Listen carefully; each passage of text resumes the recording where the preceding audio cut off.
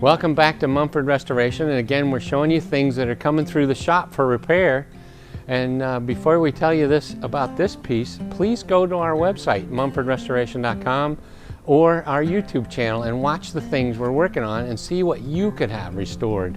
We have a really cool large Scottish drop leaf table. It's from Scotland. You can see the size of the timbers that were used. And the biggest problem is that it's all split. You can see this leaf, the seams have split. So again, we're talking about horsehide glue was mostly used for this type of seams, and the glue has let go. The elasticity is gone. So we have this leaf with 2 repairs, we've got the top with 2 seams to repair, and we have this leaf. And what we're going to try to do is to get all of these glued up without damaging the finish, because you can see that the finish is in fine shape. So somebody has done some restoration work to this in the previously, but the seams have come apart. So this is what we would call a basic repair. And how can we get those seams right and level without affecting the finish? So watch for the final result and see how well we did.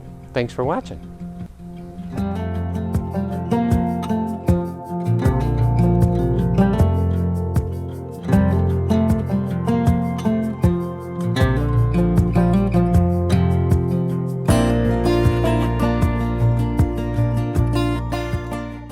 So now we have a Scottish game table. It's a drop leaf, and it is huge. It's 96 inches long. And if you saw in the beginning, the leaves had all split because of the actual animal hide glue.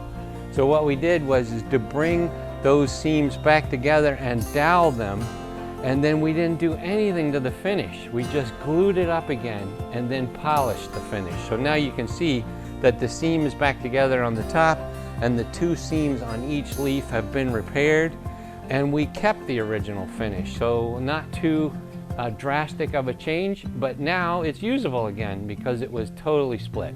So thanks for watching.